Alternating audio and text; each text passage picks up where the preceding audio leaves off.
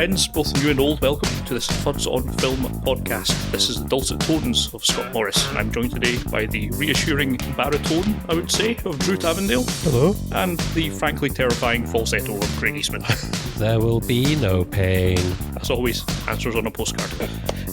Today, for no appreciably good reason, we're going to talk about modern day films that have been shot in black and white, so some reasonably recent films that have either chosen for aesthetic or perhaps budgetary reasons to go down the route of showing up in black and white as they are put on at the cinema or home formats. We thought that would be an interesting thing to look at and see how it's been used either for effect or just out of sheer economical necessity, and see how that's affected the films, what they have done. Yeah, that's it. That's I think probably you can put these films that have been shot in black and white, or I think more accurately shot in colour and converted to black and white for the majority of them. You can put them into maybe four groups, four reasons, as you say, Scott, for budgetary constraints, for evocation of an era, for simply aesthetic reasons. Have I said that one twice, possibly? No, but you said budgetary constraints. Aesthetic reasons. That is a short memory, man. If my memory is failing, we're all doomed, Craig. You are my backup. Yes, for aesthetic reasons, budgetary constraints, to evoke a particular type of era, and also perhaps the most artificial, but to try to recreate a particular look, very specifically of an era. And I think we cover most of those, in fact, overlap between films quite well. I just wanted to mention just now that we are aware that there are some other obvious contenders in here.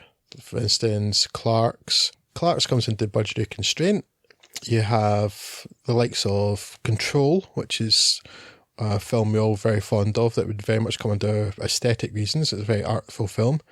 And then The Artist, which is one of the most artificial films we've seen in a good long time. But there are, in fact, while black and white's heyday is long since past, in the last 30 years at least, there's still been a large number of films. So we just had to pick a good selection from what's the last 20 years, really, going back to Schindler's List. And if you think there are some obvious things missing there, then you can feel free to shout at your radio or whatever it is you're doing right now. And it's not that this isn't topical, because I don't think our discussion of this was precipitated by it, but it seems timely that you've got the whole thing going on with that Mad Max Chrome edition right now as well, that people seem to be G'd up about.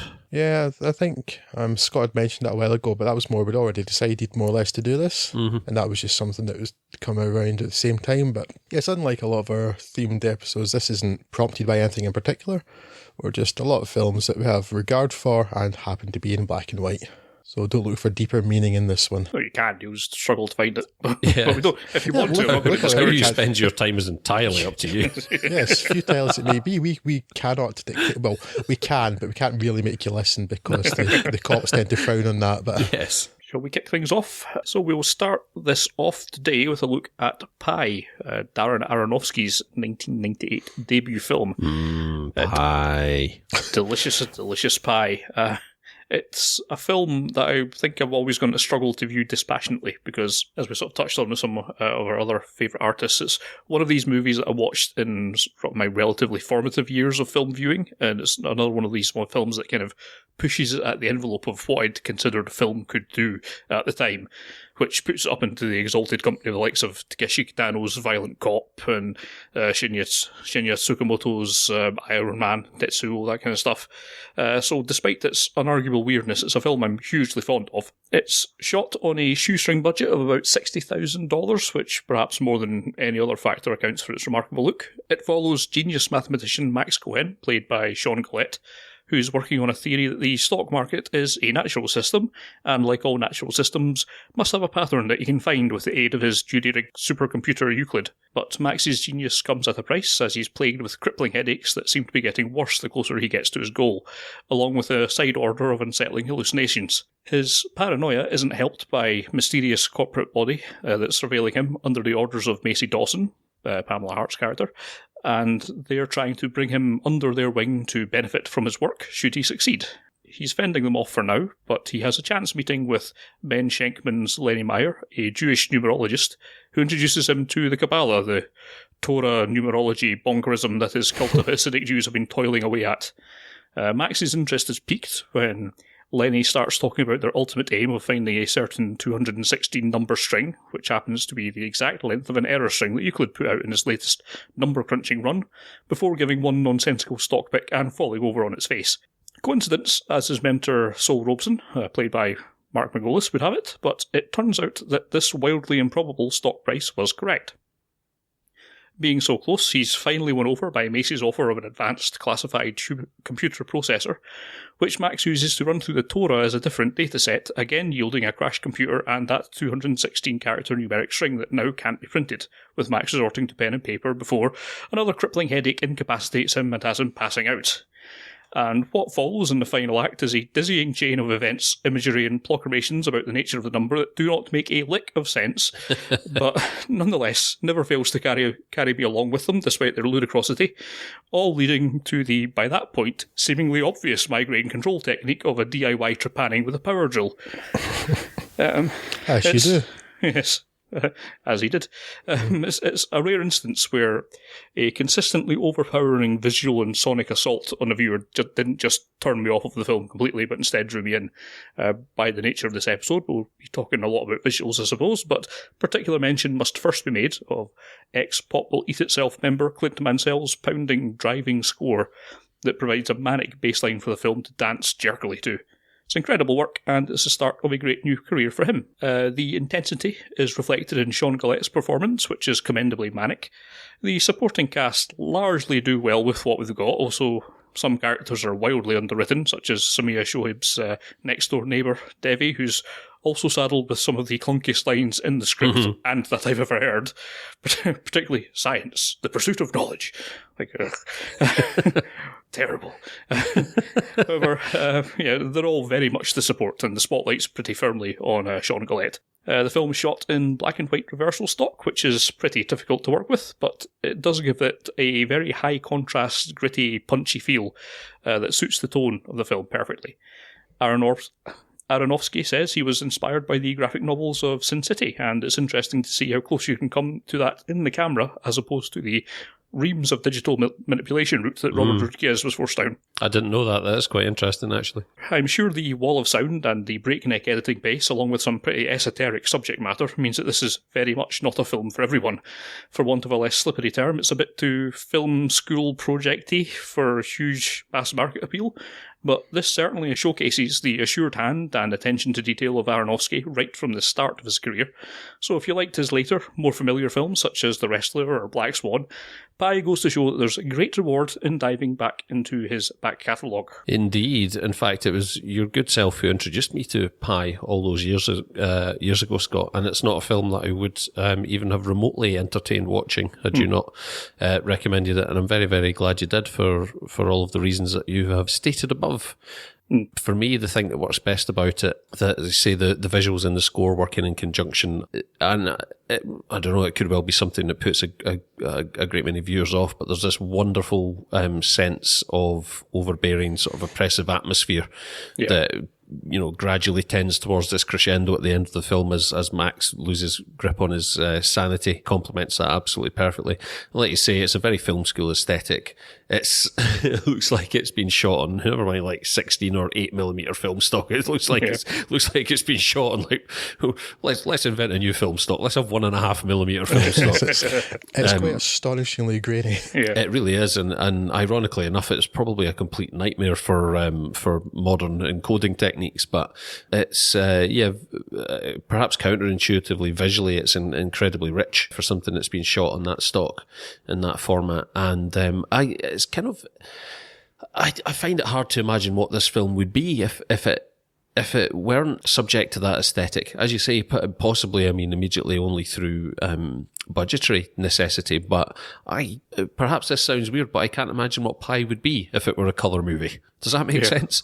I think it does, yeah. But I still find it, I know, like you say, that there's still, it sort of runs away with itself towards the end, but I want to say of Aronofsky's works, I still find this one of the most rewarding when I come back. Every 5 or 6 years I come back and I watch Pi again, and I find it just as rewarding as I did the first time, if not increasingly so with repeat viewings, and it's a really remarkable film. Yeah, I find it remarkable how little it's changed, at least in terms of the way it doesn't feel like it's aged. No. Is kind of what I mean by that. It always feels very contemporary and fresh, despite it being, 20-ish years old? Yeah. Close to it. Yeah. I think that's one of those side effects we see quite often with films that have been produced in a very hand-to-mouth guerrilla kind of way. And again, the particular aesthetic of this film probably lends itself to that, is they're not necessarily burdened with all the trappings that would typically date a movie normally. So, yeah, in many respects, this still looks like it could have been, shot and released yesterday. Mm-hmm. Yeah. It's been well observed by many people over many years that art thrives on restriction, and creativity thrives on restriction. I think that's quite evident in Pi. Yeah, because I think had they had the money to shoot this in colour and they wanted to go that, yes, it wouldn't have been the same film. It does feel timeless, like you say, because it doesn't, because the hue, the high grain and the close-up camera work for a lot of it and all those sorts of things, but just losing all the saturation and colour, you can't date it as easily. There's no shorthand for cars and clothes and street signs and things that would give it away otherwise. You have to be careful about putting too much deliberation into that because, for instance, very famously, Lindsay Anderson's film If, which changes from colour to black and white partway through the film, and at the time, critics saying, it's a stroke of genius and it's reflecting the character's change of personality, etc. It's like, no, they just ran out of money. And maybe that they locked in then to actually that making a better film in the end. But yes, they just ran out of money and it wasn't any artistic choice there. Here, they didn't have the money to do almost anything because $68,000 is nothing for making a film, particularly when they're shooting in New York City, which is not a cheap place. And I think it's given them, possibly by luck, but yes, a very, very distinctive look to the film, a timelessness. As for the film itself, for me though, I am not as enamoured of it as either of you, but I certainly find it very interesting. The sort of central mystery tends to hook me, even if it is numerology in there for stark raving bonkers. But it's an interesting hook in there, and the destruction of the main character's mind, coupled with Clint Mansell's score and the sound design, really is very compelling. I like that film. I think you should watch that film. I also like that film and think you should watch that film. Drew is outvoted. I sort of like that film and think you should probably watch that film, so it's not really much of an outvote. Nothing. No amount of backpedaling will save you from the crocodile pit now, Drew. Crank that lever. I'm just going to do a Roger Moore and run across the crocodile pit. That's it, yes. And in the ultimate you'll do it wearing crocodile shoes. While playing Jimmy Nail's crocodile shoes, which will probably put the crocodiles into a terrible temper, making it more risky for me. But there you go. On an iPod nestled in a fine crocodile skin case. Bollocks to you, crocodiles. Shall I talk about The Good German rather than crocodiles? Why not? Seamless transition. Adapted for the screen from Joseph Cannon's novel of the same name, The Good German sees Steven Soderbergh operating at a creative Lagrange point midway between his multiplex-pleasing popcorn fare and those ultra-wanky vanity pieces he occasionally barfs up, such as our old friend Full Frontal. Oh, sorry. Sorry, it just does that. I'm sorry.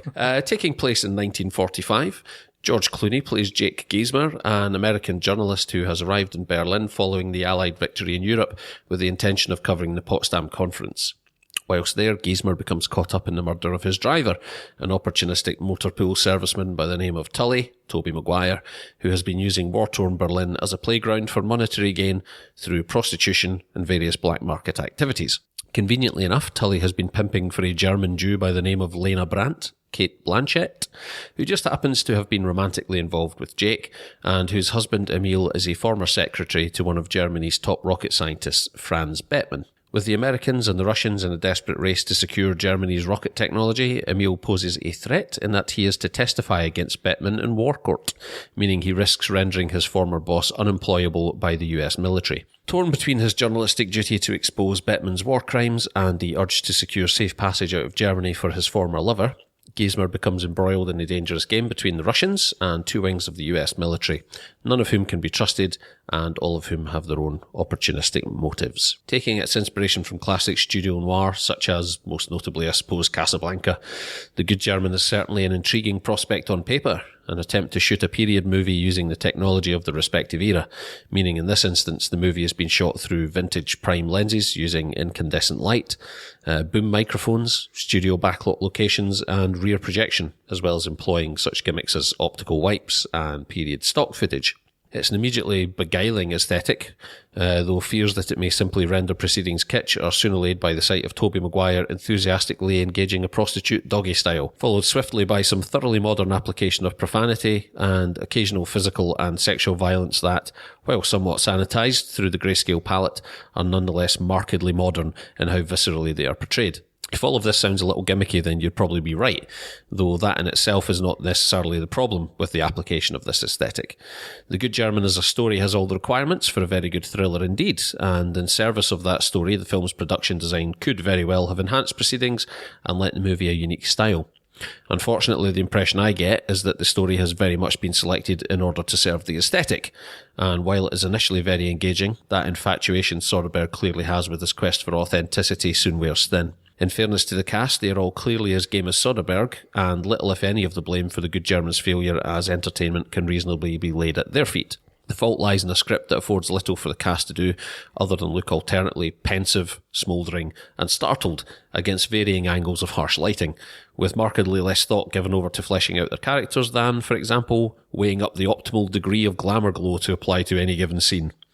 Having said that, Cate Blanchett's admirable attempt at channeling Marlene Dietrich soon sticks out like a sore thumb, as does the performance of the ever-game Robin Weigert, and Tobey the Man-Child Maguire was surely in the running for least appropriately cast actor of 2006. Now, I'm never going to barrack a movie simply for having pursued a particular goal to distraction. Certainly in the case of this, it appears initially at least to be an admirable goal, and a creative one. But in the case of The Good German, one must consider the potential of the material and the talent involved, and in doing so, it's impossible not to call it out as a huge disappointment. By no means the worst of Soderbergh's works. Did I mention Full Frontal? The Good German does highlight his occasional propensity for overlooking the point of this whole cinematic endeavour, which is to say, providing entertainment. With a heavy heart, not a heave heart as I've got written here in my notes. I must tell you. Full Frontal again, aren't you? Yeah, I must tell you to avoid. I think the one word that stuck out in that whole review for me was gimmicky, because that's really the overwhelming sense that I get from this film, is that it's trying a bit too hard with this whole gimmickry, and you kind of see it not just from the film stock or the way that the home format release has been in 4:3 rather than I think even the thing the cinematic one I think was back in the Academy ratio maybe or something like that. It certainly wasn't full widescreen. But, no, it was Academy I think. No, actually, no, was it just 1.3? Was it 166? I don't think it was 4:3, but it was definitely not full widescreen anyway. No, it was black barred at either side. Yeah. And the very definite stunt casting of Tobey Maguire in a role that just does not seem fit for him at all. There's lots of little keys in here that kind of give us away the fact that it's trying so very, very hard to do something. And like I say, that does just kind of get in the way of everything else, which, and by the time you kind of get over that hurdle, by the time you've got past that first sort of half hour, 45 minutes where it's, this is all something very new and exciting, then or old and exciting perhaps would be a better way of putting it, but it doesn't really have much of a story to back it up. And nope. I found my attention wanders by the end of it. I don't hate it by any stretch of the imagination. I enjoy it well enough for all its flaws. It's still kind of an interesting watch and certainly something I can appreciate as I watch it, but I don't really like it all that much. No. I actually, for all that it's not that complex of a story, I actually found myself going back and losing my way just as I was taking notes as I was watching it. I found myself actually quite distracted by the aesthetic of it all. And there were a couple of points where I had to sort of rewind 10 minutes because I suddenly realised, wait a minute, what's going on again here? And yeah, I think it really is.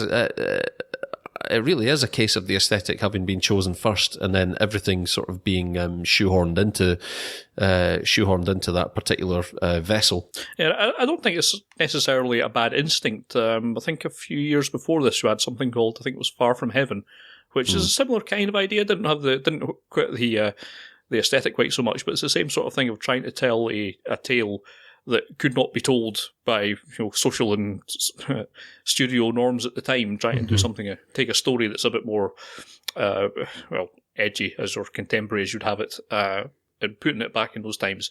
And it probably did a better job of telling the narrative, although I can't remember actually liking that film all that much. Oh, of course not, Scott. It had Dennis Quaid in it. Well, the most charismatic actor. Oh, you had to go and invoke the Quaid, Scott, didn't you? But yes, it certainly it was more focused on telling a story than The Good German, which seems more focused on nailing the aesthetic, which it does, but at the expense of the narrative itself. Yes, I actually, when I watched this yesterday, I found that I enjoyed it much more than I remember enjoying it in the cinema, actually. And the sort of central mystery I found hooked me a bit, and I was like, okay, where's this going? This is quite interesting, because I couldn't remember quite how it finished.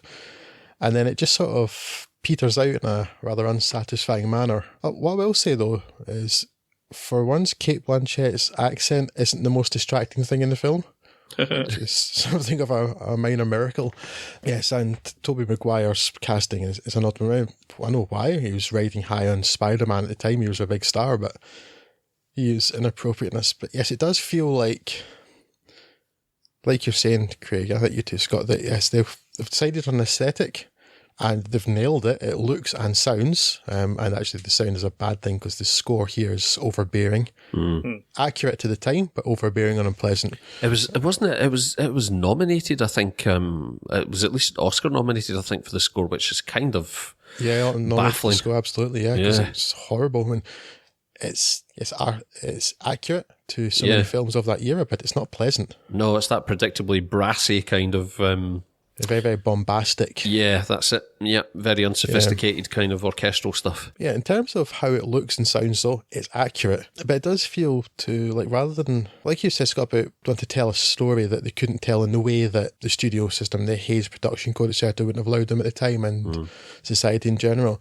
It's like, oh, well, now we can use the C word and we can show bare breasts and lots of sex and things, because that'll be great without actually adding a single thing to the story. Well, not even just that, but it's at the point at which it throws that at you, and I think the first indication is that scene where Toby Jones is beasting someone.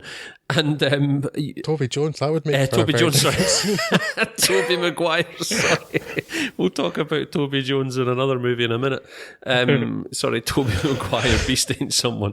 It's kind of like saying, see, we've thrown you a curveball there. You thought this was going to be an entirely authentic sort of period piece, and all it does is force you to question, well, why have you chosen that aesthetic then? Why is that the thing you've chosen to cross the line on? Is the sexual content and the violence and the language, like you say, Drew, dropping the C-bomb. I'd be very surprised if any of the three of us would claim to be all that troubled by the flippant use of that word in most respects. It doesn't, we've grown up round it and it doesn't really hold all that much sway with us, but it really does. This is one of those few instances where it felt sorely out of place and really unjustified. It really stands out. Yeah. It's probably the first time that I've bordered on feeling offended by that word. Yeah, I almost felt offended too, more because, not the word, especially because we are Scottish men, and in this country, that word is not like it is in any other country, apart from maybe Ireland. I think it's because you can call your best friend that, and it has no negative connotation whatsoever. Exactly. It's basically a form of punctuation, isn't it? Yeah, and because it has a whole range of meanings here, from friend to enemy to person. That's and it. It just means people. So yes, the word doesn't bother me, but in that instance it offended me in as much as it was like, oh, look at us, look how daring we are to use this word in this context. And but it doesn't serve the story. It does nothing. All it does is, in fact, takes me out of it, because it's not big and it's not clever. Yeah, you've set this aesthetic, you're trying to recreate this feeling of a film from this time, and then you're adding these things which aren't of that time, and I don't know, I just feel, if you want what are you trying to achieve with that? Yeah, it doesn't fit for me. The other thing is the story was the mystery of which hooks me for a while, and then it just sort of goes nowhere. I got that vibe as well. Yeah, and it's partly because it's unsatisfying because the character isn't pleasant, but seems to get away with it. I mean, it's potentially intriguing if you knock it forward sort of 20 years. It could be the plot of a Len Deighton novel, you know. It's not necessarily that the story isn't. And I'd almost be quite interested to read the novel. It's not that the story doesn't have potential. It's just it's dealt with so cack-handedly. The other thing is that they keep on making references to the crimes of the Holocaust, etc. during it. Okay, which has been part of the plot of the film, but it's more the background. But the way they're mentioned, it's so, to me, feels so crass that it's like, remember this is important, listen. Instead of it being like Leland Orser's character feels like, yeah, he should be some sort of crusading prosecutor, and he's the one that keeps bringing up these things. Like, okay, this could be interesting. Like, if they'd focus on his character instead, and him actually not just selling out or whatever it is that happens to him, whether he gets beaten up or threatened or coerced in some other manner, that might have been more interest. But it just seems to like, these are the things that happen. Remember, these are horrible. But without actually adding anything to the film. Yeah, absolutely. And what's supposed to be obviously the big sort of the big dramatic moment at the end of the film with Kate Blanchett's revelation as to what exactly it was that she did to stay alive, which she keeps hinting at earlier in the film, is obviously supposed to be emotionally impactful. But really, the way that topic has been handled throughout the rest of the film, they haven't really built it properly to any where it really can have any sort of emotional resonance at the end of the film. And it's basically Kate Blanchett just saying, yeah, I dobbed in some Jews and turning around and getting on the plane. And how am I supposed to feel about that at this point? Because you've really not serviced those themes with probably the respect and the heft that was due throughout the rest of the film. So yes, it should be that should just utterly destroy George Clooney's character. That and the audience should be equally devastated. Like, oh, she's the heroine, and then you find out, no, she's a war criminal too. Yeah. She should be hanged. She sold out 16 of her fellow Jews to the people Leland Orser's after. She should be in the court as well, and it should be like a gut punch. But you get to the point, it's like, well, she's kind of unpleasant anyway. I don't like her because the character, it's not much as I've not liked Kate Blanchett in a great many films, it's not her acting that's the issue here. It's just the character's not built enough to merit the audience feeling enough for her to really merit understanding why Jake likes her so much. So now you're told but you're never shown. And that's what I mean by you have to consider, when you pass judgment on this film, you have to consider the potential. Because imagine the dramatic capacity for something like that as a topic and a character in the hands of an actress who is, although she's she's one of the actors that I can take or leave, to be honest with you, but she is an incredibly accomplished actor and capable of incredibly powerful performances. And what more emotive material do you want to hand someone than something like that? And it falls flat on its face. It's incredible. It's incredible how far wide of the mark that ultimately falls. It's really, really bizarre. Yeah, I think maybe it comes down to the fact, I mentioned in their introduction the word artifice, which could certainly, as an insult that could be levied at this. I think there's so much focus on trying to recreate this look and style. I know I'm repeating what you said earlier, but that they just didn't focus enough on the story. They've kind of shoehorned the story into this setting, and then it's so much a weaker film for it. Yeah, it's a real missed opportunity, to be honest, but not to detract from how brave an experiment it is, but yes. I think it's worth watching. It's not a film I would suggest avoiding if you've not seen it. No, I'm not angry at myself for having sat down and watched it today. Because it's an interesting idea, and again, it's not a terrible film, and it's more of a missed opportunity. It's a disappointment, not a problem in that way. Not the highest up the list of your priorities of the movies we'll speak about today, I suggest. So, imagine a time of fear, a time where an idealistic country thought that you could just dispense with the principles of freedom in which it was purportedly founded, where political freedom was thrown away and people in government could just claim without evidence that people were bad by their definition of bad and ruin their careers just by saying a thing and without any recourse to law or anything. Imagine what a horrible dystopian future that would be. Or imagine it was within the lifetime of an awful lot of people, and imagine it was the United States and it was the 1950s. Oh, wait, it happened. Yeah. So in the 1950s, and in some ways things haven't changed so much now, but not quite with the witch hunt that was at the time. In the mid-1950s, the junior senator from, I forgot what state it was from, Wisconsin? Is that right? That sounds about right, yeah. Yes, junior senator from Wisconsin, Joseph Joe McCarthy. People need to come up with better nicknames than just shortening the first name. But Big Joe. He began something of a witch hunt in the 1950s against supposed communist invasion into the government and the armed forces. Completely, of course, disregarding the fact that being communist and being a Soviet agent are in no way anything to do with one another whatsoever, and that the United States is supposed to allow people to choose whichever political statements they want. He begins this witch hunt, and very few people, particularly in the media, because of the aforementioned ability of him to simply name someone and have their career ruined, nobody wants to stand up to him. And the whole Reds Under the Bed thing, the House Committee on Un-American Activities, is turning the country into some sort of right-wing police state, more or less.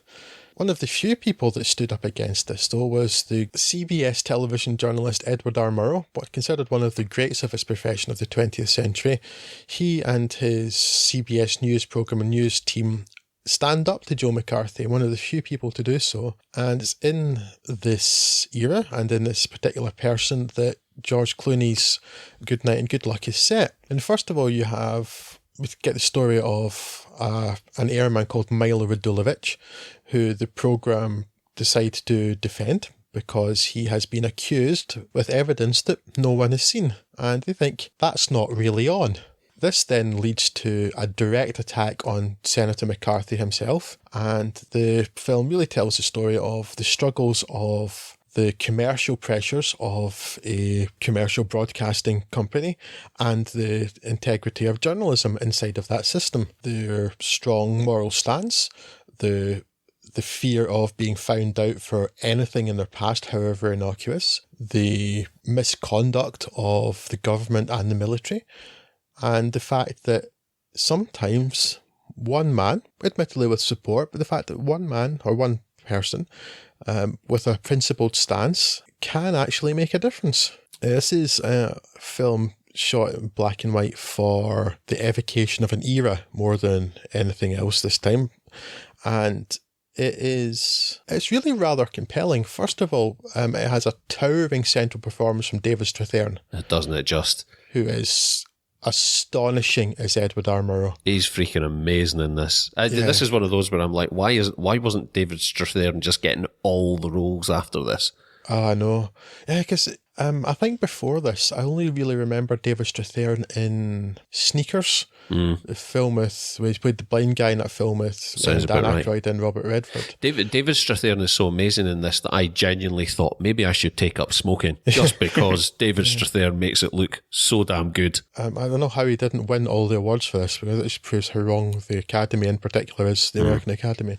But a towering central performance by David Strathairn as Good Night, as Good Night. It's Good Night. What, from the Bond movie?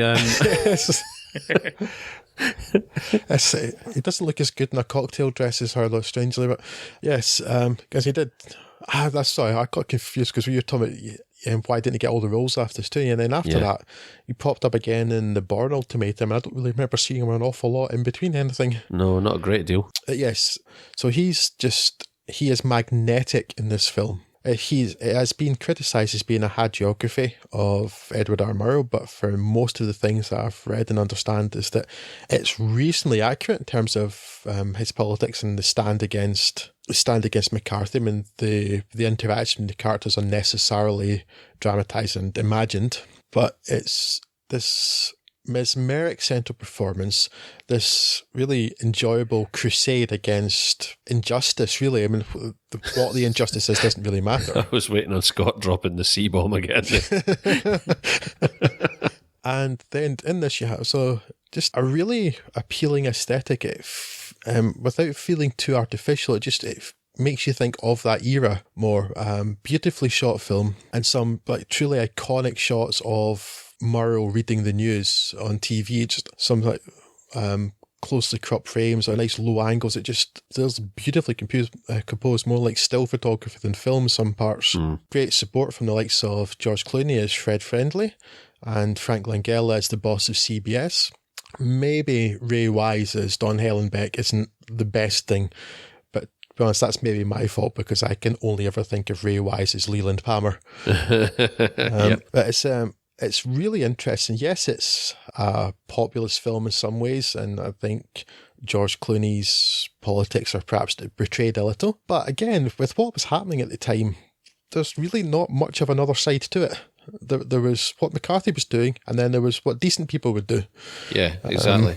There was the bizarre cognitive dissonance that afflicted the supposedly patriotic right at that point, in which we see raising its ugly head again, even as we speak. And as you say, the sane people who realised that, shouting that you're a patriot and then doing everything that you possibly can to undermine the Constitution that you proclaim to love so much doesn't really make all that much sense from any viewpoint. Land of the free, but only with what we tell you can be free to do. And again, it's not a criticism I make of it at all, but I can understand that people would call it perhaps a little preachy, particularly being bookended as it is by Edward R. Murrow's speech to the Radio and Television News Directors Association, where he was basically saying, look, don't sit in your bum gaping slack-jawed at the TV, allow it to actually entertain you. Not entertain, educate you, inform and motivate you. But again, he said it, so it's entirely legitimate to put in a film about him, and it's not exactly a point that could be argued with strongly. As the rest of it, it's a really appealing film with a hell of a cast, in fact. Indeed.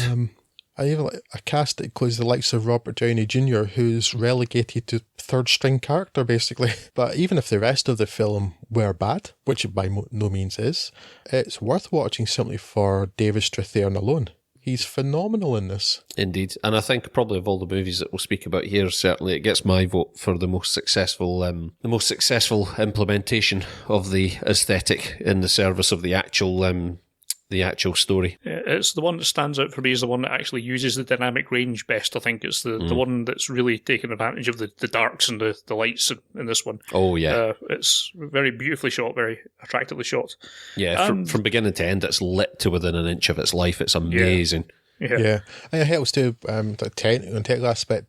It was shot in colour film, but on a grayscale set, which allowed the colour grading and post-production to be done more easily. It's that sort of preparation, rather than just shooting colour and do it afterwards, I think has made a big difference to how successfully achieved that. Yeah, I've got to give some credit to young George Clooney as writer and director of this. It wasn't his debut performance, wasn't far off it, was it? The Confessions of a Dangerous Mind was his first one. Was his first, wasn't it? This was his second. Yes, and I think this one was more of a passion project, I think, because he had studied journalism at university. His father was a journalist too, and so that sort of thing was in his mind, and from his upbringing, I think that. Yeah, plus that along with his politics, because it's very easy to draw the parallels between that and the terrorism kerfuffles that have been going on with the Patriot Act and all these other kind of liberty infringing and constitution infringing things that were going wrong at the time as well. So that remember, of course, he'd just come off of Syriana too after before doing this, so I think that might have helped put that into his head more deeply as well. But it does make me wonder what might have become of the good German if Clooney had been at the reins. Yeah.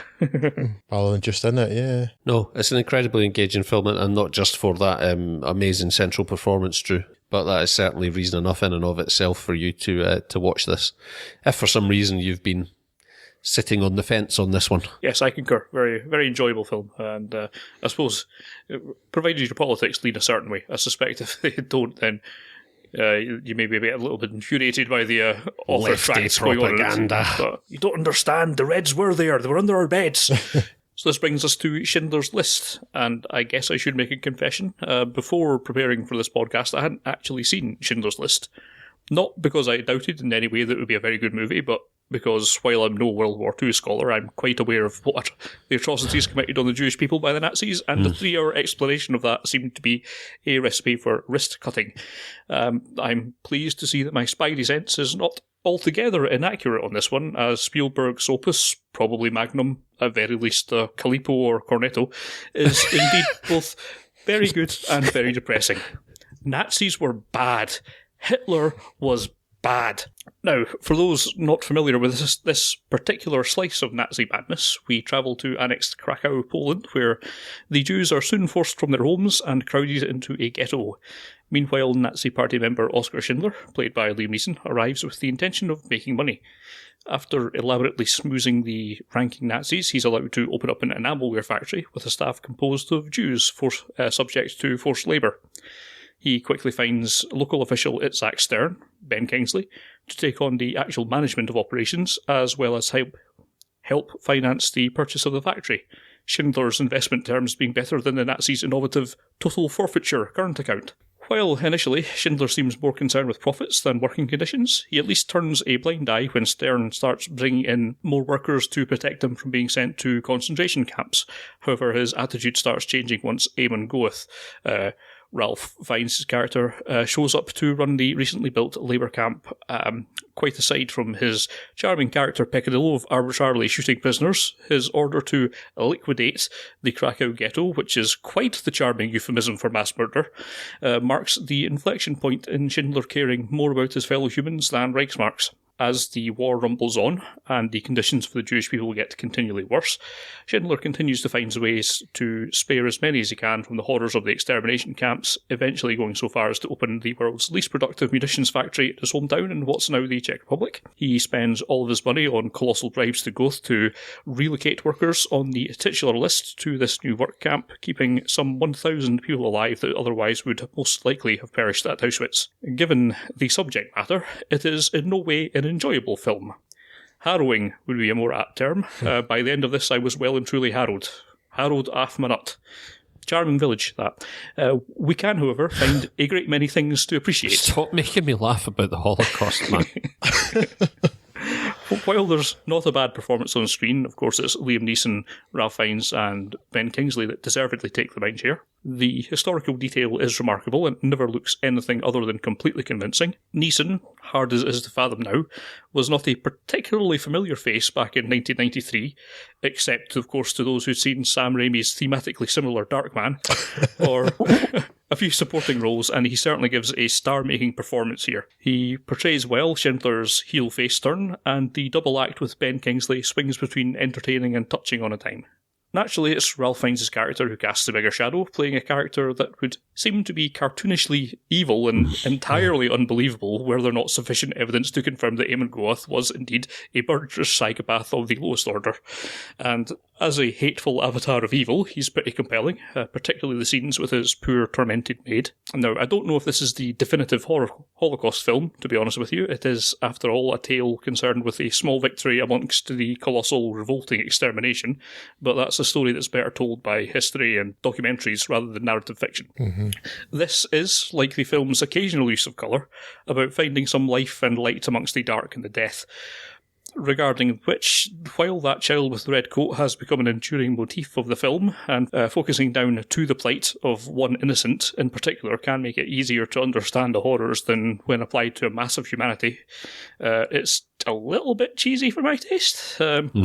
An upmarket cheese for sure, but cheese nonetheless. But I think that's probably more that the effect has been diminished by about 1 million selective colour smartphone apps. But these, well, I mean, they're not even really quibbles aside. There's no reason not to give Schindler's List the plaudits that it deserves. It's one of those rare Oscar winners that don't leave me scratching my head and wondering why it's better than such and such a film or whatever, although both such and such and whatever were fine films. But no, it's a tremendously affecting and upsetting and wonderful piece of filmmaking. Enjoyable, no, but it's certainly important. It's not a date movie, is it? No. But yes, it's just an incredible work of cinema, and as I say, rightly deserves every plaudit that has already been heaped upon it. Yes, it's one of those iconic films that I think, without ever having seen a lot of people know a lot about, but when you do watch it, and it'd been a long time since I'd seen it when I watched it last week, it's a reminder, just how accomplished a piece of filmmaking it is. It's refreshingly free of Spielberg's usual weakness for overt sentimentality. Maybe the girl in the red coat is the one time it really rears its head, because that just didn't work for me. It didn't really add anything, because there was already so much horrible there with touches of humanity that wasn't necessary. But I don't suppose it really detracts from the film.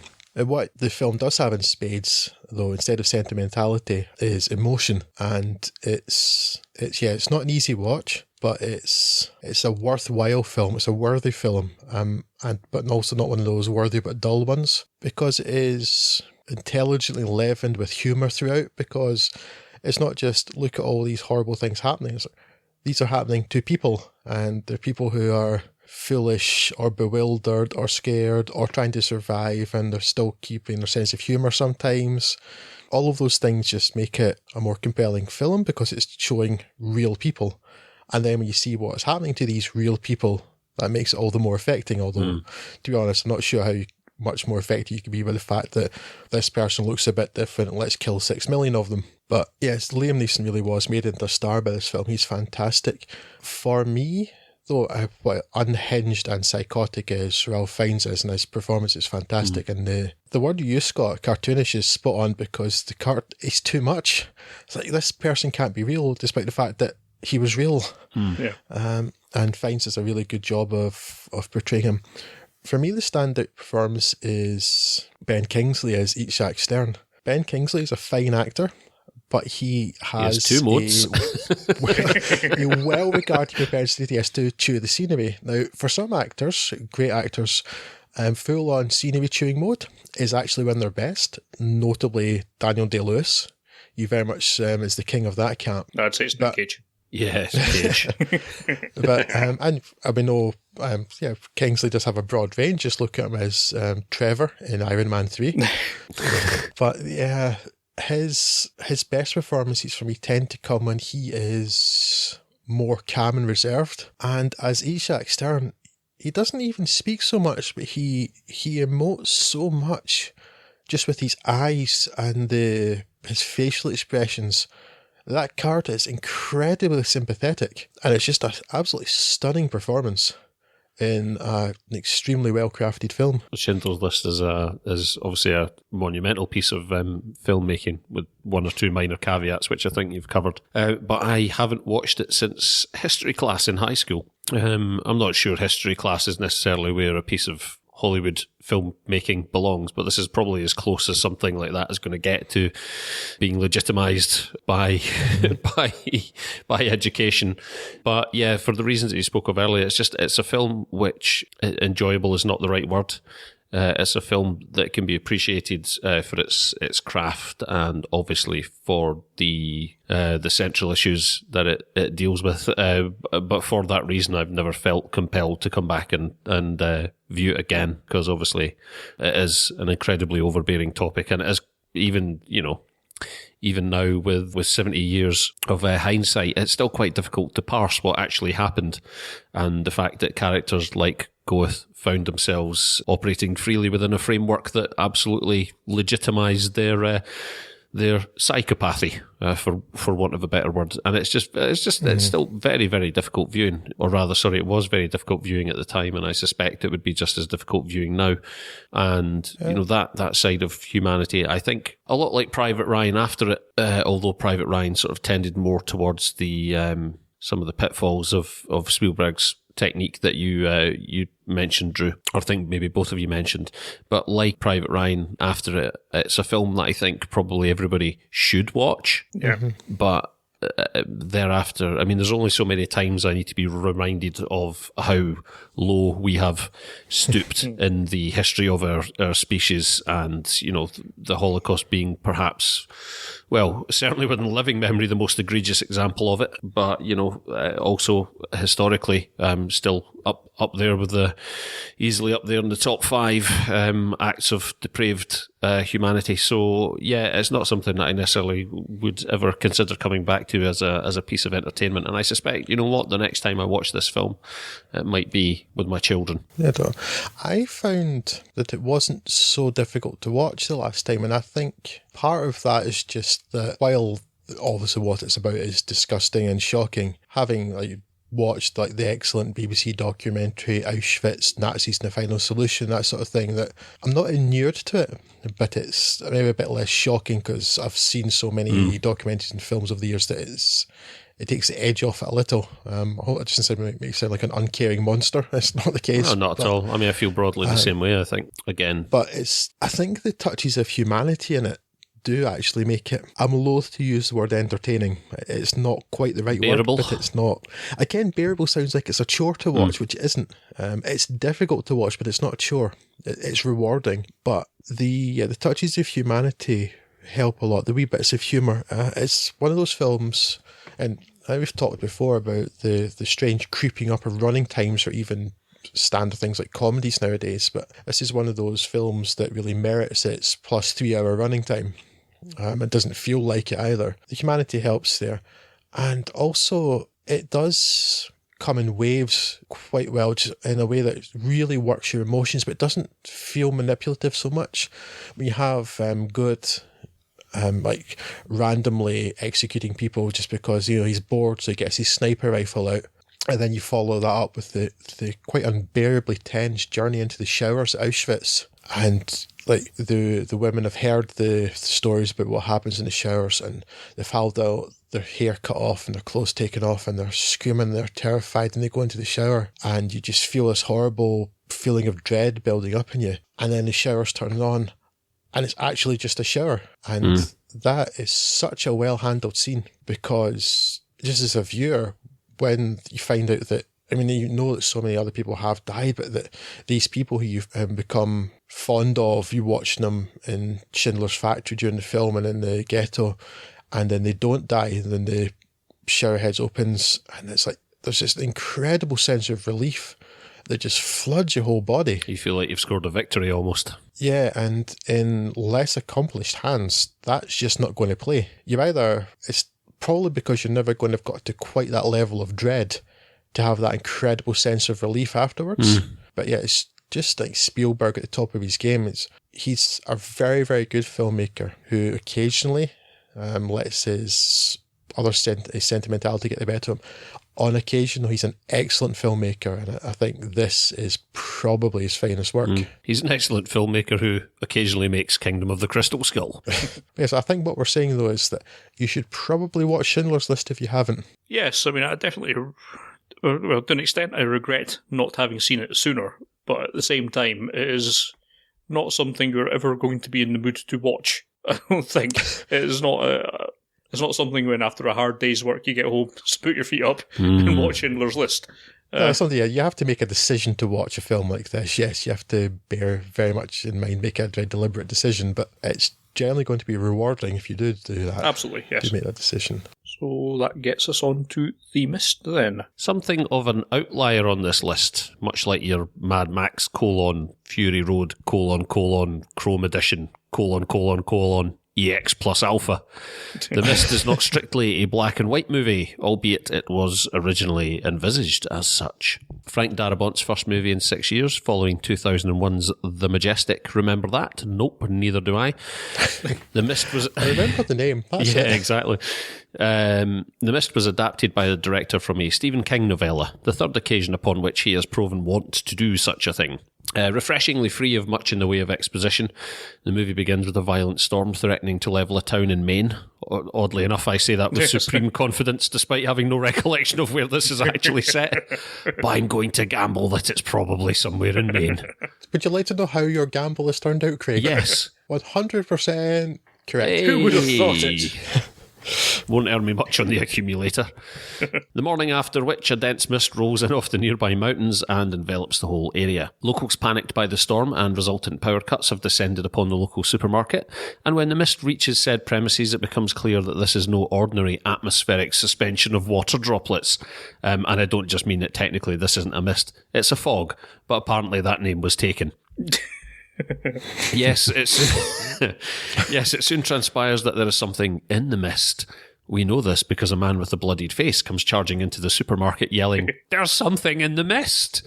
This movie is subtle like that, from which point the evidence to support this mounts fairly rapidly. Yes, the mist is harbouring a grotesque diversity of seemingly alien life forms, all of which share a common evolutionary trait of being adept at maiming and consuming humans, albeit in some very inefficient ways that generally cause their victims a good deal of pain throughout their prolonged expirations. This movie is subtle like that. As the severity of their predicament grows increasingly clear, the besieged locals split into two camps. Those who see the scenario as the end of days and the coming of space Disneyland, egged on by the increasingly unhinged Bible-thumping local spinster Mrs. Carmody, played by Marcia Gay Harden, and the people who aren't total fucking idiots, headed up by David Drayton, Thomas Jane, who is, perhaps inexplicably, inspired by everybody's favourite movie poster artist Drew Struzan. Our protagonist for the day, Drayton, is visiting the mall with his young son Billy and antagonistic neighbour Brent, having earlier left his wife at home. Putting aside my feelings for Stephen King as an author, Darabont has shown something of a knack for retrofitting King's work to the screen, and The Mist is certainly at least as good a movie as The Green Mile. It does little new within the framework of the siege/horror genre, though what it does reasonably well. And the purpose of these movies is most often to place a mirror up to society as we watch the cast become a bigger danger to themselves than is posed by the outside threat. And on this occasion, Darabont's screenplay throws us an early racial curveball, followed up with a much firmer pitch at religious fundamentalism. It's a welcome sidestep towards a topic that fewer movies have broached than you might imagine, although it's not really the case that The Mist is saying anything fundamentally new, insightful, or even all that thought-provoking. Its chief concern is, of course, being a bit creepy, and while I've never quite appreciated the creature design and effects work of the movie, this, my third viewing, and first stab at Darabont's preferred black and white conversion, has proven the most rewarding. Not least of all because the reduced palette draws attention away from that creature design and some distractingly subpar effects work that hampers the theatrical version. Aside from some decent performances from the likes of William Sadler, Jeffrey DeMunn, Francis Sternhagen, and the inimitable Toby Jones, see, I told you we'd come back to Toby Jones, the movie's best... And he's not beasting anyone, he's more like being beasted. He is beasting nobody, and I would just like to make it clear that we will not be proceeding with that court case, where I've lost myself now. The movie's best strength, and perhaps reason enough to view it if you've been sitting on the fence, is its wonderfully bleak denouement, for which Darabont had to play hardball with the studios, and is the reason he ended up running to Weinstein. I recall upon my first viewing thinking how fantastically nihilistic it seemed for a mainstream studio movie to embrace such a thing, and I was pleased to find it has lost little of that edge across the ensuing decade. And while it doesn't break new ground or rank as a particularly outstanding picture in most respects, there is nonetheless an appeal to the efficiency and economy with which The Mist plies its trade, and while it isn't even necessarily all that recognisable as a Darabont joint, it is still, as I stated earlier, a markedly better movie than The Green Mile, a movie for which I have never understood the general reverence in which it seems to be held. If you like this kind of thing, you will like this thing. I think it's the most fun movie on this list. I'm not going to claim it has any great depth, certainly compared to Schindler's List, but it is nonetheless. You don't consider this to be of equal import? No, I would take one slight issue with what you were saying in your description there. Of course, the main rational body of the Kirk was led off by Andre Braugher in the early running and met a fairly grisly end. So that much is true. Yes. Yes, I this is the first time I'd watched the black and white version here, and it's actually the first time I've seen it since the cinema release. And while I suppose, yes, it does detract a little bit from the chonkier elements of the CG, it never actually bothered me all that much in the first instance, because the CG stuff and the monsters are pretty much secondary for the reasons why I actually enjoyed the film, which was largely the interaction between Thomas Jane and the rest of his crew and Marcia Gay Harden's character, which is perhaps one of the most interesting elements of it, and the actual creatures themselves, while nice in the fact that you don't get a lot of films that are either based on Cthulhu or Half-Life. Are kind of partially the least of it, apart from allowing some grisly deaths and just to kind of keep the motivation going through. And the ending, of course, is a shocker, and glad to see that that's still maintained in it. And it's just quite an enjoyable film, and one that I'm happy enough to watch again every couple of years, I would have thought. But then again, as I say, after I thought that coming out of the cinema the first time and promptly forgot about it for 10 years. Nonetheless, I heartily enjoyed going back to it, and I'm sure at some point I will do so again, another 10 years down the line. I'm sure I'll enjoy it just as much then. Yeah, fun little project, and one that I think turned out quite well. Yeah, I also hadn't seen it since the cinema, and also don't recall the effects weren't bothering me much then. Yeah, I mean, it was bad, but I don't remember it really bothering me all that much, Oh, it really annoyed me. I've seen worse, and its budget was only $18 million. In 2007 money, that's not money for a film. So really, I think they did a not so bad job. That's coupons, basically. Yeah, it's a fun film. Scott, you're spot on there. It's entertaining. I do love, Craig, as you said too, the really bleak ending, which is something the director revised himself, and which amazingly Stephen King was actually happy about, because he's quite well known for not liking what has been done with Stephen King, who didn't like The Shining, approved Frank Darabont. So there you go. It's so that bleak ending that really appeals to me, because sometimes you want a happy ending, but when every film has a happy ending, it becomes very, very tiresome. Mm-hmm. I think it's one of the reasons I like the end of Dogville quite so much. It's a B movie, basically. You mentioned Half-Life is spot on, Scott. It does feel kind of like that, just sans the G-Man. Yeah. But it's... Half-Life apparently inspired by the novella. Really? Yeah, apparently so. Mm-hmm. Interesting. There you go. Yeah. Demons from another dimension and creepy stuff. You can see it that way. Yes. Yeah. And okay, Thomas Jane's not the world's greatest actor, but compared to, for instance, how Dennis Quaid, much he's compared to Hitler, things like Deep Blue Sea and The Punisher and stuff. It would have been interesting to see Ben Kingsley in that role.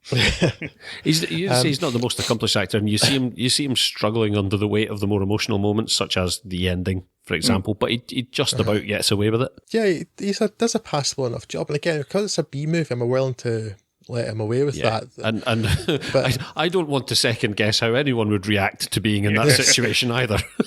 That's always the problem to him.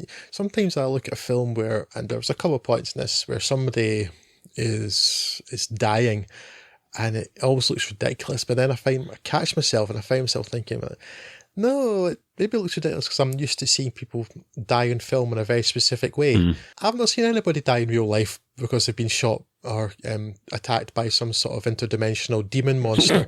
Maybe that's more accurate. You know? You've been out with us on a Saturday night in Falkirk. I thought I said we weren't going to mention that again.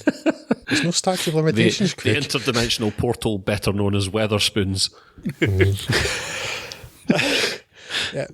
But in terms of acting, though, for me, standouts Marsha Gay Harden. Oh, yeah.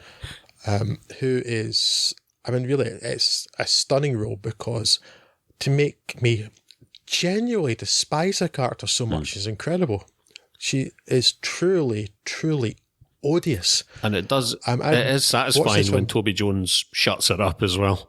Oh, yeah. That's because I genuinely want harm to come to this person.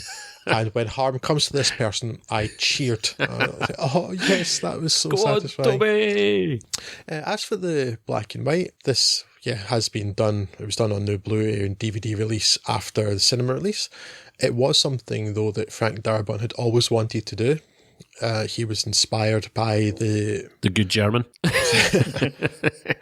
He was inspired by the likes of Night of the Living Dead and that sort of 1960s black and white B-movie style, which apparently, according to Darabont at least, Stephen King had already been inspired by when he wrote it, so that came quite nicely full circle. Yeah, that kind of makes sense in that context. And I suppose the black and white does a little mask the perhaps not fantastic special effects work. For me, it just it makes it feel a bit more claustrophobic, the black and white for me, because I know that they're in a supermarket surrounded in mist, but I remember like the colour one, you felt like, they're just in the northeast United States somewhere, and in the black and white, because you take so much of that information away, it feels more contained, that they're in a smaller place. It's kind of hard to say exactly how that works, but for me, it just feels more... Yeah, claustrophobic is the word I would use. I know exactly what you mean. And it seems it has a good effect on the film there. It just makes it a bit more tense. I mean, it's not the most tense I've ever watched a film,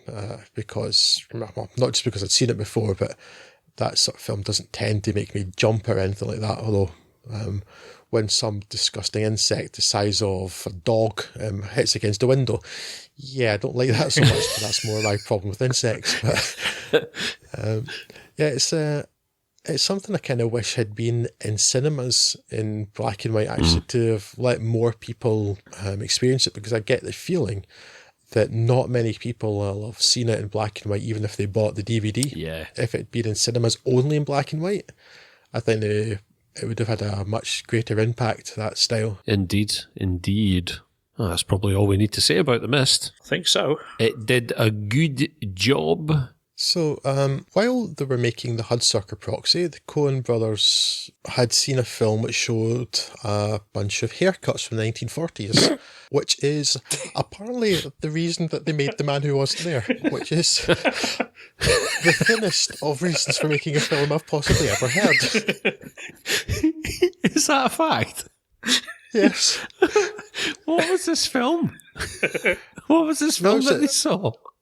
No, it wasn't. It was while they were filming the Hudsucker Proxy, they saw this poster that showed haircuts in the 1930s. Oh, a poster. I'm sorry, I thought...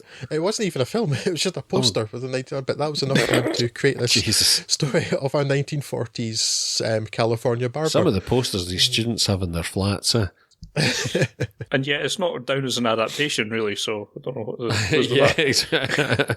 Adapted from a poster of haircuts. It's a very niche category in the Academy Awards. Oh, dear. Okay. That's golden. Yes. And so, having been so wonderfully inspired by some coiffure,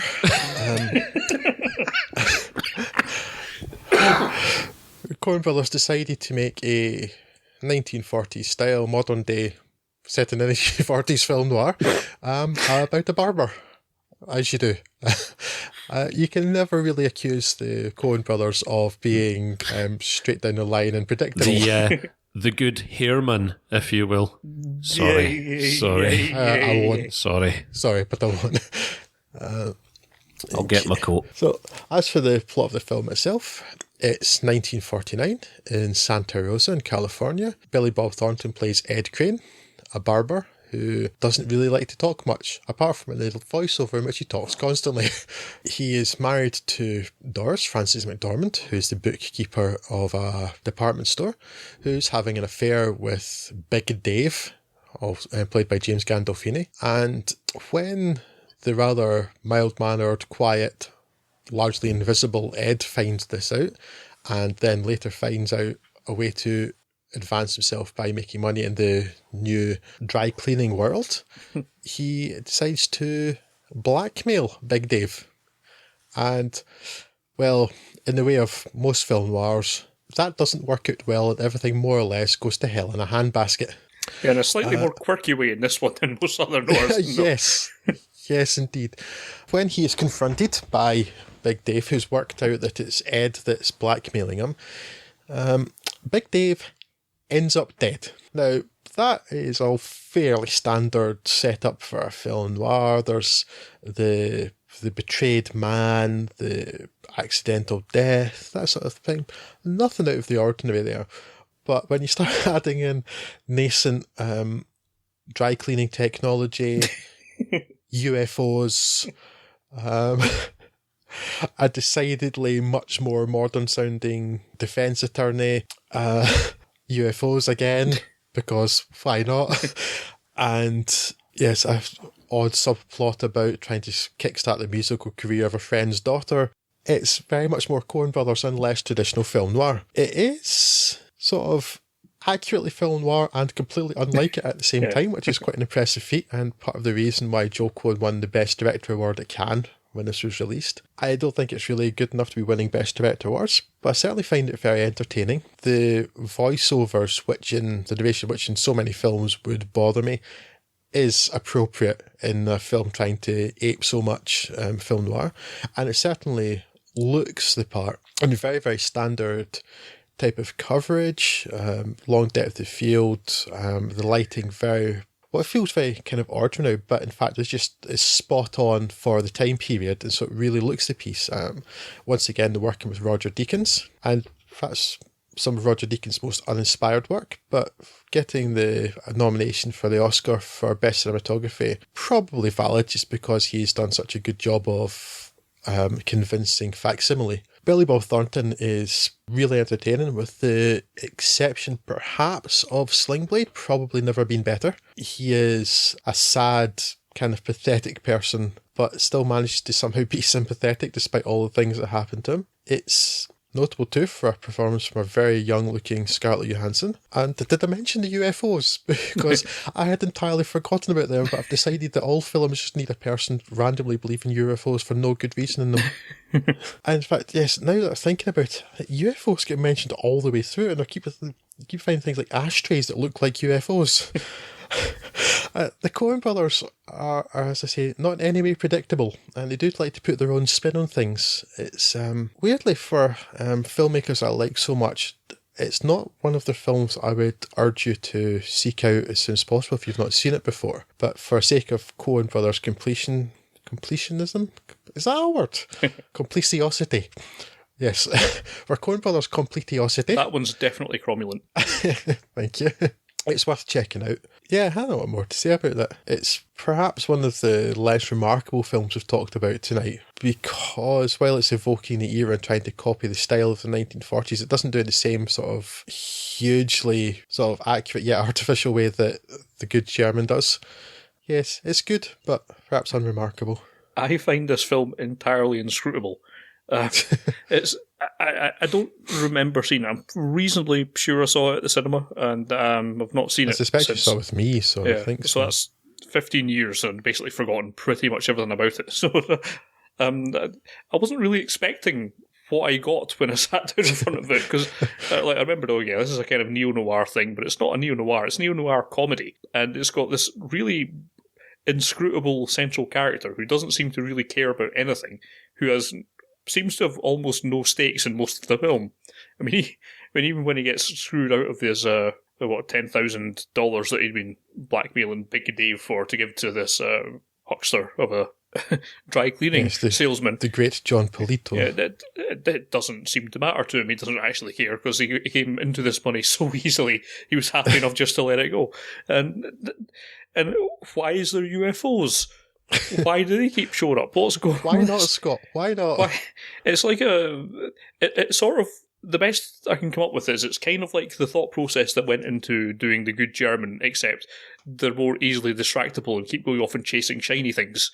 So when you start a new scene, it kind of starts up as though it's a proper scene from a noir, and they're trying to kind of follow the tropes and the stylistics of it. And then they get a bit bored and go off and do something wacky and zany.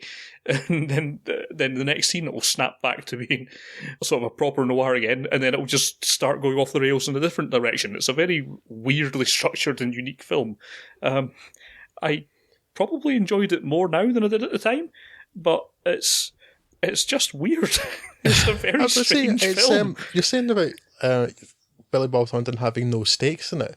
It's because, and there's a quote from a film critic for Time that said, "Affectlessness is not a quality much prized in movie protagonists, but Billy Bob Thornton, that splendid actor, does it perfectly." And that's what, because it's so unlike certainly most other Billy Bob Thornton roles, where he's largely full of swagger, that Texan swagger, but he is so almost monotonous. But that's actually quite a difficult thing to pull off, because it's not disinterest from him. It is a performance. It's not just like he turned up and couldn't be bothered with it. It's to maintain that level of disinterest entirely in his own life, because he is the man of the title, the man who wasn't there, and in almost all respects, that's true. It's really rather interesting, because yes, you don't see many roles like that, many performances like that. It's very interesting and very different from scenery chewing roles you might expect from other people. Yes, it's a very intense disinterest. Mm-hmm. Yes. If you found it inscrutable, consider that I had no heads up on what this was whatsoever, other than that. I think at the time I rented it on the basis, well, it's a Coen brothers movie, and I understand that it's Coen's doing noir. And I sat down to watch it late at night one night after, I can't remember if it was after work but it's probably about 11 o'clock. I started watching it, which was folly in itself. And Billy Bob Thornton was cutting some hair, and I fell asleep. And I woke up, and there was a UFO. It's no better explained had you seen the intervening bits of film. So I've essentially just got a heavily distilled version of it then. So, and I didn't have the opportunity to rewatch it in preparation for this podcast. So I've kind of feel compelled to do that, but I'm not sure when I'll do it. And then listening to you guys talking about it now is like, is what you're saying. I'm generally torn between, is that bumping it up my watch list or bumping it down my watch list? But yeah, it remains an enigma to me. And to me, having seen it twice, I think you should watch it, because if nothing else, it'll give us someone else to try and make sense of it. Let's reinvent your theories. I don't think it's in no way a boring or uninteresting film, and I think you would enjoy watching it. I just don't think you'll get to the end of it and kind of think, what on earth was that trying to say? And I don't think it was actually trying to say anything. And that's perhaps the point. Yes, I think that is part of the point. Also, remember, it is based on a film. Based on a poster about haircuts. I will keep all of these things at the back of my mind. I shall endeavour. To watch it before next we speak. Then, if I have a chance, depending on how long it takes to edit this bad boy down, I will try and watch it in the interim and get back to you on that. Certainly. Yeah, and the other things, it is impeccably acted pretty much by everyone on it. It's a hell of a cast, and they all do pretty well, and it's possibly second only to Good Night and Good Luck in the way that it looks, I think. It's another very pretty looking film. Yeah, Roger Deakins just has got it spot on for the era. Well, Deakins is the gold standard, isn't he? Basically, so yeah, it's fantastic. I expect nothing less. Ganz interessant, which leaves us, I guess, with La Haine. These days, Matthew Kasowitz's 1995 outing La Haine is perhaps best remembered for introducing the world outside of France to a fresh-faced Vincent Cassel. Fresh-faced enough for the then 28-year-old to be playing someone I at least interpreted as a late teens, early 20s Vince. He's an angry little boy, raging against the circumstances that sees him stuck in the impoverished banlieues on the outskirts of Paris, and specifically at the arrest and severe beating dealt out to his friend Abdel, as the police were dealing with a riot the night before, which seems to be a relatively frequent occurrence in the banlieues, certainly at this time period. He is on his way with his friend Said, played by Said Tagmel, to meet their marginally older friend and gym owner Hubert Kunde. He is also a small-time drug dealer, but Hubert is the calm, collected, level-headed one of the trio, at least relatively speaking, counselling that not all cops are automatically against them. Said's attitude sits halfway between the two, perhaps tending towards the opinion of whoever he's talking to at that moment. La Haine follows the trio as they start off on what's presented as a pretty typical day in the banlieue, with Vince desperately trying to appear tough to ingratiate himself with the gangs that lord over the place, largely expressed through his wish to kill a cop in retaliation for the treatment of Abdel. The trio make plans to visit Abdel in hospital, but before they head off to the city, Vince has something that he wants to show his compadres. In all of yesterday's kerfuffles, with the rioting and the violence, Vince has managed to get his mitts on a handgun. It was left by a policeman. I believe his name was Chekhov. Hubert wants Vince to leave the damn thing behind. Slow there, Craig. Slow. I'm sorry, I'm too busy submitting trivia for Lane to IMDb. Hubert wants Vince to leave the damn thing behind, knowing that it's dangerous enough in the right hands, let alone Vince's wannabe cop-killing ones, should Abdel not pull through. And off they go into the centre of Paris, where they both subvert and entirely justify the stereotypes of the miscreant troublemaking youths. Still, when Said and Hubert are picked up by the police, essentially for loitering, it's hard to see the police as being the good guys in this dynamic as they abuse, insult, beat and humiliate the boys, seemingly only as a demonstration exercise to teach a new cop how to be an asshat. Released, but having missed the last train home, the night stretches out for them to doss about, but hearing the news that Abdel has died in hospital has infuriated them. Things look hairy after a run-in with a group of skinheads that had earlier insulted from the safety of a rooftop, although they get the upper hand once Vince pulls out his hand cannon. He threatens to kill one of the skinheads as a stand-in for the cops that he's sworn a vendetta against, but Hubert manages to talk some sense into him, and in the process tear down the tough guy gangster wannabe act that Vince has been trying to run with, proving that there's light at the end of the tunnel for him.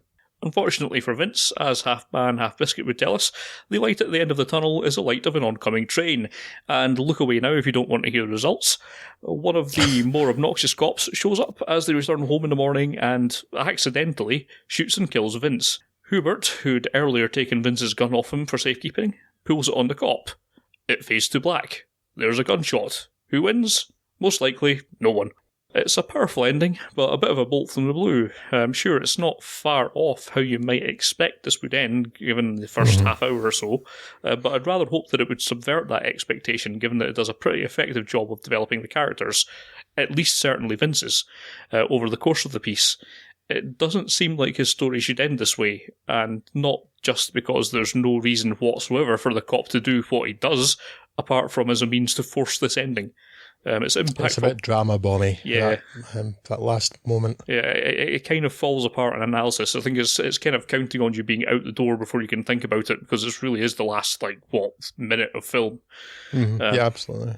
And it's not like that ending really fits with the tone of the rest of the film either. While, admittedly, the description that I've given it, which is just the essential facts of the film, sounds pretty grim and gritty, and sections of it are, but a lot of this film is really quite enjoyably light-hearted. Yeah, it's a kind of a bunch of friends arsing about together, really, isn't it? And perhaps that's to the detriment of the parts where it's aiming at, something between the 400 blows and scum, but there is a twist of surrealism throughout that I just enjoyed being baffled about. I do not know. Like the drunk guy where they're trying to steal the car is fantastic. Yeah, and I don't know why there's a cow wandering around that only Vince can apparently see. And I'm as baffled as the lads are by the old geezer's monologue in the public bathroom. I forgot about that. Yes, that's fantastic too. It's so left field. Yes, it's out of nowhere.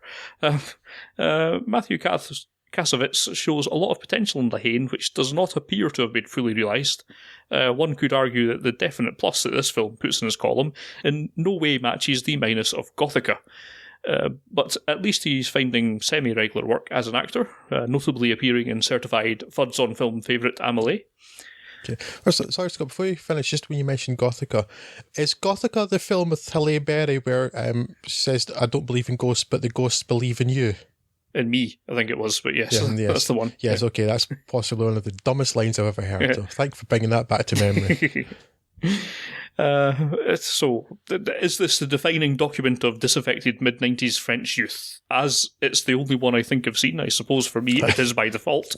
Although, how true this was to the facts and the grounds, I can only guess at. Certainly it feels authentic, while being a vibrantly told and likeable character piece, even in the moments where the characters are not being all that likeable themselves.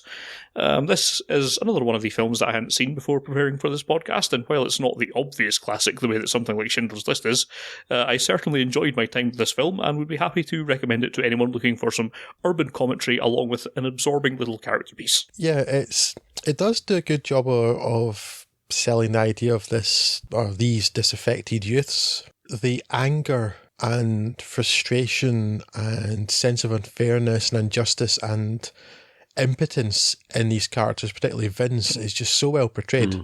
It's so believable. Even we discard the fact that Vincent Cassel's playing someone 10 years younger than he ought to be.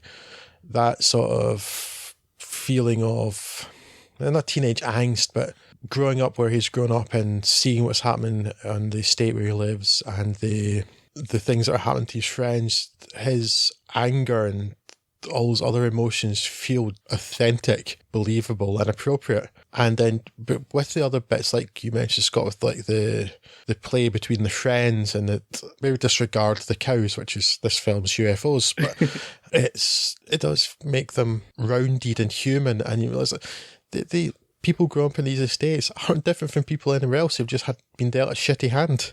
They just want to go into life. And while I don't know if I really wanted this film to subvert the expectations of where it was going, certainly that's really the one bum note for me in this.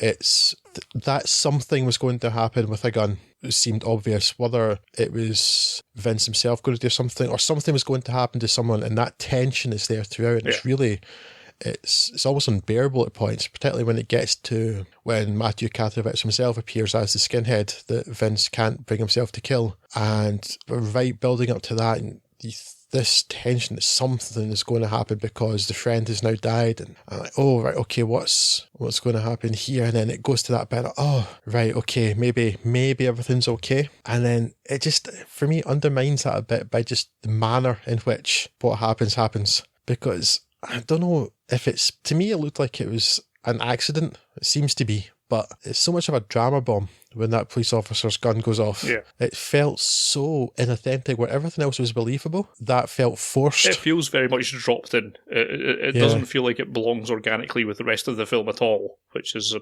bit of a misstep, I think. Yes, I don't know whether that's bad judgment or maybe somebody else suggested it, although it's not really they got a sort of budget for normal studio interference, I think, or whether it's just, which has happened many times in history, that the author simply didn't know how to finish his story. It's possible. It does take the shine off the rest of the film a little, unfortunately. But that said, it's the one real low note in the film. Otherwise, it's very compelling. And Vincent Cassel is very powerful in this film.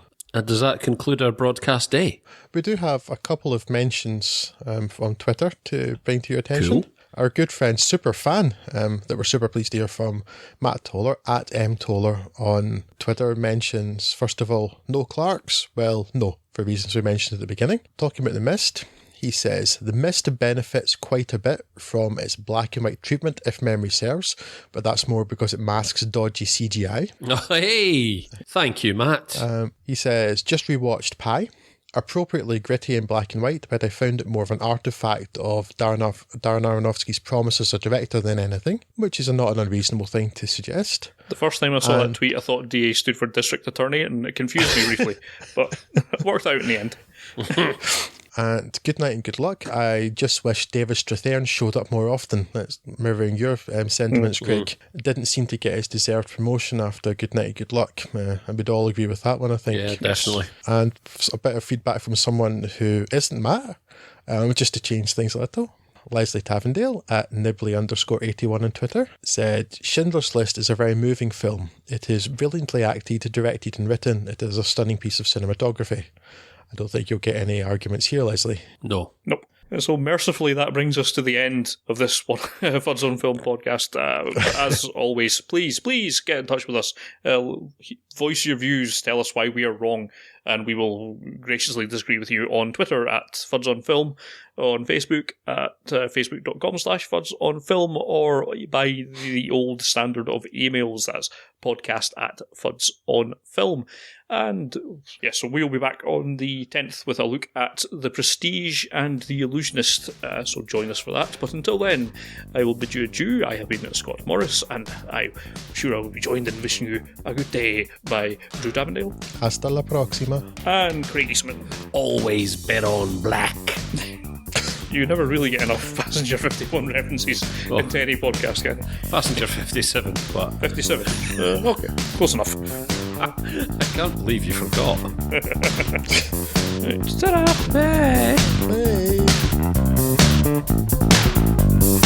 Bye.